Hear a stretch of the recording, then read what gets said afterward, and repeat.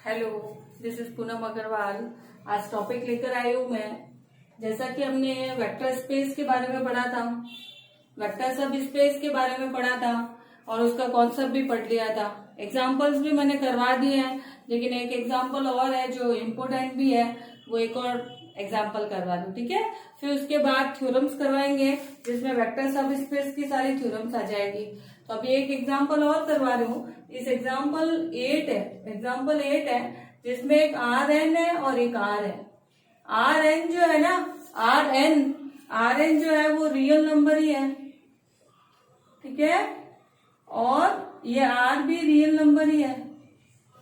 इनसे बना हुआ एक सब स्पेस है, इनसे बना हुआ एक वेक्टर स्पेस है, और इस वेक्टर स्पेस के सब सेट दिए हुए हैं, उन सब सेट को सब स्पेस बनाना है। कैसे, देखो बताते। जैसे मान लो हमें यहाँ पे दिया हुआ है अल्फा बराबर, इस आर एन का क्या मतलब है देखो बता रही हूँ। मैंने जैसे तुम्हें बताया था कि V3F होता है, उसमें 3 एलिमेंट होते हैं ब्रैकेट के अंदर। V2 होता है तो 2 एलिमेंट होते हैं। उसी तरह RN लिखने का मतलब ही ये, इसको ऐसे भी लिख सकता था, ये VNF। इसका मतलब ये है कि इस ब्रैकेट के अंदर n एलिमेंट होंगे, ठीक है। ये तो क्वेश्चन में दिया हुआ है, और क्वेश्चन पूछा क्या है देखो बता दो। फर्स्ट पार्ट है जिसमें पूछा है for all alpha A1 is greater than 0। अब तुम सोचोगे ये इस टाइप का क्या क्वेश्चन है, कैसे समझे इसको, देखो बताते हैं। सबसे पहले तो इसको एक सेट में कन्वर्ट करो। जैसे मैंने इसको W1 नाम दे दिया, ठीक है, और इसका मतलब होता है फॉर ऑल, सभी के लिए। अल्फा दिया हुआ बिलोंग्स टू Rn, जहां पर A1 इज ग्रेटर देन 0, ये ऐसे दिया हुआ। क्वेश्चन को समझना। अब देखो W1 जो है ना वो सबसेट है किसका, Rn का, और इसको सब स्पेस प्रूफ करना है। तो सब स्पेस प्रूफ करने के लिए मैंने तुम्हें सिखाया था कि ए बी तो लेते हैं फील्ड में से, ठीक है, और अल्फा बीटा लेते हैं किसमें से, अपने जिसको सब स्पेस प्रूफ करना होता है उसमें से ले लिया। अभी अल्फा अकेला नहीं है, ये A1 से लेके AN है, और बीटा अकेला नहीं है, B1 से लेके BN है। कैसे पता चला मुझे, ये यहाँ पे लिखा हुआ है देखो, ठीक है। लेकिन एक और कंडीशन है कि A1 इज ग्रेटर देन 0 है, और इसमें B1 इज ग्रेटर देन 0। अब मुझे ये प्रूफ करना है कि जो हम W1 ले रहे हैं क्या वो सब स्पेस है कि नहीं है। तो मुझे A alpha plus B beta निकालना पड़ेगा, और वो A alpha plus B beta W1 में होना चाहिए। और वो कैसे होगा, एक तो उसका फॉर्म इस फॉर्म में होना चाहिए, और दूसरी बात इसका जो पहला एलिमेंट है वो 0 से बड़ा होना चाहिए। जैसे ये W1 में तो इसका पहला एलिमेंट 0 से बड़ा है, ये W में तो इसका पहला एलिमेंट 0 से बड़ा। उसी तरह A alpha plus B beta W में कब आएगा, जब उसका पहला एलिमेंट जो है वो 0 से बड़ा होगा। तो मैं कैसे बनाऊंगी देखो बता रही हूँ। इसको लिखो A alpha plus B beta. A alpha क्या है, A1 अप टू AN है, और B बीटा क्या है, B1 अप टू BN है ना। अब इसको आगे सॉल्व कर रही हूँ, देखो कैसे सॉल्व करके इसको मैट्रिक्स जैसे सॉल्व करना है। A1 के साथ फर्स्ट टर्म जोड़ दो, up to AN plus BBN कर दो, ये कर दिया। अब इसका कहना क्या है कि ये बिलोंग्स टू W1 तभी होगा जब A1 प्लस B1 0 से बड़ा हो। चेक करते हैं क्या ये 0 से बड़ा है कि नहीं। अब कैसे पता चलेगा देखो बता दो।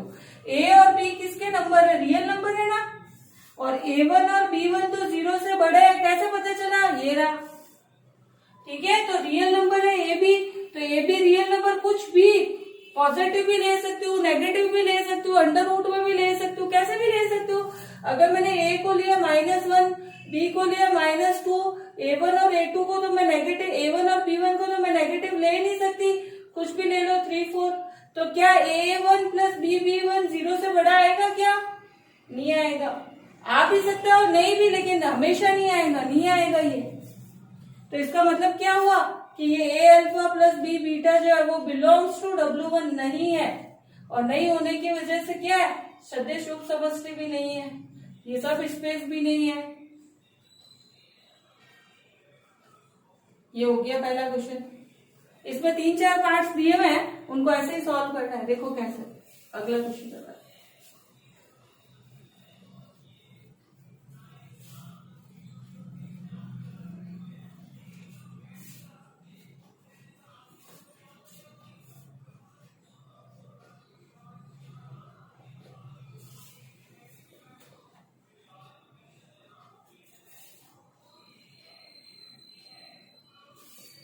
इसको पहले ऐसे लिखो,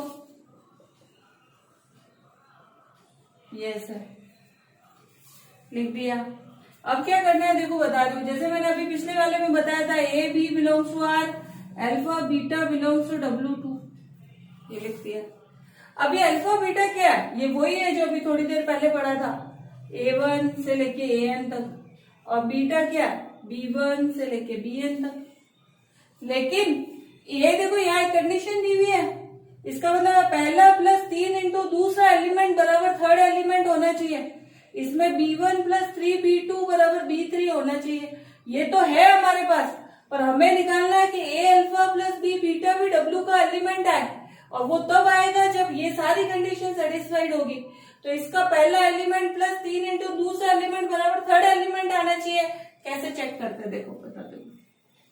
यहाँ पे पहले वैल्यू रख रही हूँ मैं A1, A2, A3 up to AN। यहाँ रख रही हूँ B1, B2, B3 और BN। अब इसको सॉल्व करो तो A1 plus B1, A2 plus B2, उसी तरह चलता रहेगा AN प्लस BN, ये आ गया। ठीक है, अब इसको मैं बिलोंग्स टू W तभी लिख सकती हूँ जब ये उस कंडीशन को सेटिस्फाई करे। कौन सी, पहला एलिमेंट प्लस 3 इंटू दूसरा एलिमेंट। ठीक है, अब इसको सॉल्व करके देखो ये क्या बनेगा, इसको और इसको साथ में ले रही हूं मैं, तो A कॉमन तो A1 plus 3A2 plus B common B1 plus 3B2।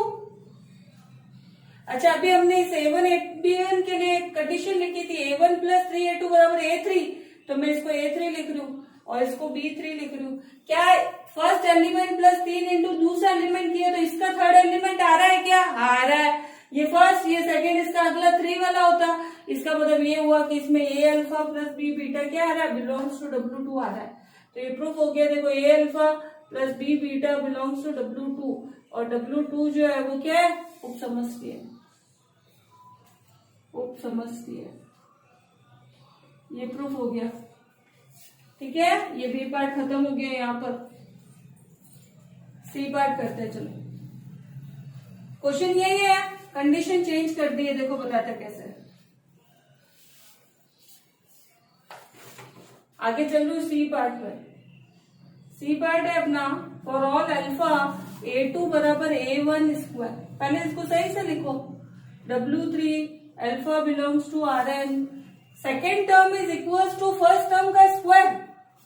यहाँ पे दिया हुआ, कोई दिक्कत नहीं है। देखो इसको कैसे बनाएंगे, ए बी बिलोंग्स टू तो रियल नंबर, अल्फा बीटा वही है जो मैंने थोड़ी देर पहले बताया था।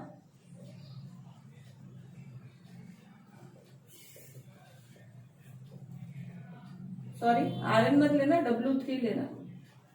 यह आएगा A2 बराबर A1 स्क्वायर, यह आएगा B2 बराबर B1 स्क्वायर।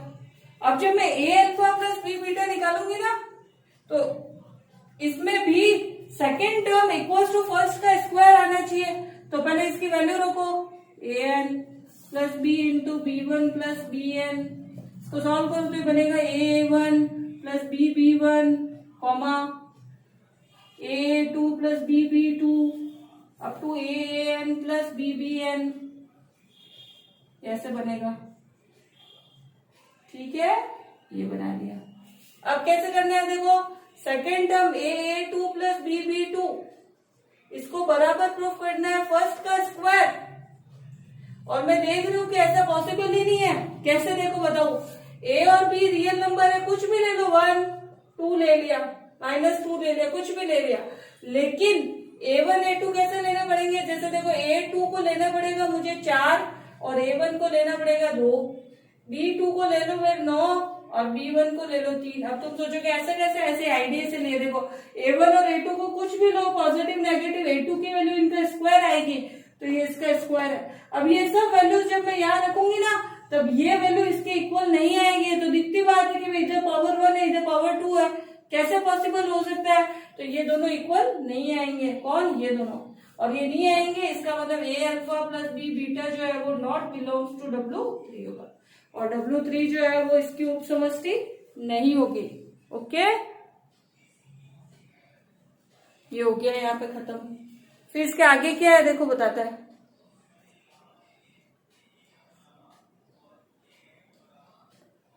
इसके अगला स्टेप क्या है? डी और ई पार्ट, दो पार्ट और है, बता देते हैं।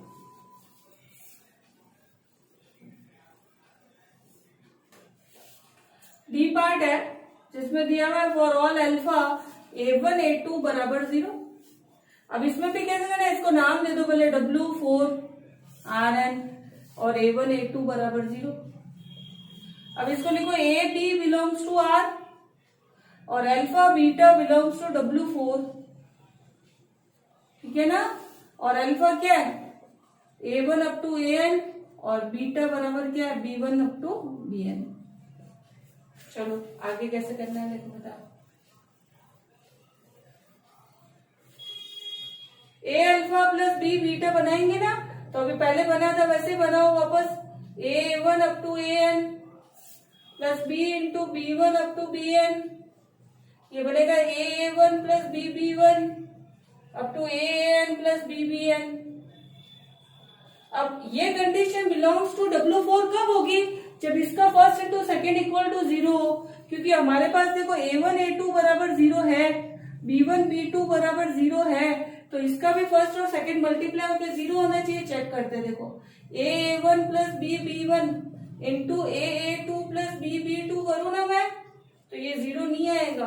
क्यों नहीं आएगा देखो बता रही हूँ, क्योंकि इनका मल्टीप्लाई करोगे तो ये A1 A2 मिलके 0 हो जाएगा, लेकिन यहाँ A1 B2 आएगा वो 0 नहीं होगा, B1 A2 0 नहीं होगा, B1 B2 0 होगा, मतलब ओवरऑल ये नेगेटिव 0 नहीं आएगा। इसका मतलब A alpha plus B beta is not belongs to W4। इसका मतलब ये हुआ कि W4 जो है वो इसकी सदिश उप समष्टि नहीं है। तो देखो हमने पहले जो भी एग्जाम्पल किए उसमें सब में वेक्टर सब स्पेस बन रहा था, लेकिन अब वो क्वेश्चन कर रहे हैं मिक्सअप जिसमें कुछ है और कुछ नहीं है, चेक कर रहे हैं कौन सा सब स्पेस है और कौन सा नहीं है। देखो यहाँ पर तुम्हारा कॉन्सेप्ट पूरा अच्छे से क्लियर हो जाएगा कि कौन सब स्पेस होते हैं और कौन नहीं होते हैं और कैसे इनको चेक करते हैं। इनके साथ जो कंडीशन दी हुई होती है वो बहुत इंपॉर्टेंट होती है, ध्यान रखना, ठीक है। एक और लास्ट बचा है क्वेश्चन, देखो A2 परिमेय। परिमेय का मतलब होता है रेशनल नंबर, और मैंने तुम्हें सिखाया था कि रेशनल नंबर साथ में आ जाए तो ठीक है, अगर रियल नंबर और रेशनल नंबर साथ में आए तो कोई पक्का नहीं कि वापस रेशनल बने। कैसे देखो, A B belongs to R है और अल्फा बीटा वही ले लो सेम जो अभी ले रही थी मैं, A1 अप टू AN और B1 अप टू BN, ठीक है। और इसको थोड़ा सही करो, इसको W5 नाम दे दो। अल्फा बिलोंग्स टू R है ना, उसके पास लिख लो A2 परिमेय। परिमेय मतलब रेशनल है ये। अब देखो कहने का मतलब क्या है कि A2 इसका रेशनल है और इसका B2 रेशनल है, तो जो मैं A alpha plus B beta बनाऊंगी उसका भी सेकेंड टर्म क्या होना चाहिए, रेशनल होना चाहिए। तो मैं बना रही हूँ, देखो A alpha plus B beta यही है, सेम यही बनेगा। अब क्या इसका second term AA2 plus BB2 rational होगा क्या, चेक करते देखो। A और B क्या है, रियल नंबर है, और मैंने तुम्हें समझाया था कि रियल नंबर में रेशनल इरेशनल सब आता है, लेकिन A2 और B2 तो रेशनल है। लेकिन जब भी रियल नंबर के साथ रेशनल आ जाए तो नॉट ऑलवेज रेशनल बनेगा, नॉट ऑलवेज रेशनल बनेगा, ठीक है। इरेशनल भी बन सकता है, इसका मतलब जो ये है ना, ये not rational, not always rational, हमेशा ये रेशनल हो जरूरी नहीं है, इसलिए ये कंडीशन सेटिस्फाई नहीं होगी। और अगर ये कंडीशन सेटिस्फाई नहीं होगी तो A alpha plus B beta not belongs to W5 होगा, और A alpha plus B beta अगर नॉट बिलोंग्स टू W5 होगा तो W5 इसकी सदिश उप समष्टि नहीं होगी, और ये क्वेश्चन ये खत्म हो जाएगा। ये सदिश उप समष्टि वाला टॉपिक मैंने पूरा कंप्लीट करवा दिया है, अब इसकी 2-3 थ्योरम्स बची है ओनली, फिर ये चैप्टर ही खत्म हो जाएगा, ठीक है। बहुत शॉर्ट में पढ़ा है इसलिए कि तुम्हें समझ में और बोरिंग ना लगे, ठीक है। अगर वीडियो पसंद आ जाए तो प्लीज लाइक कर देना। Thank you so much.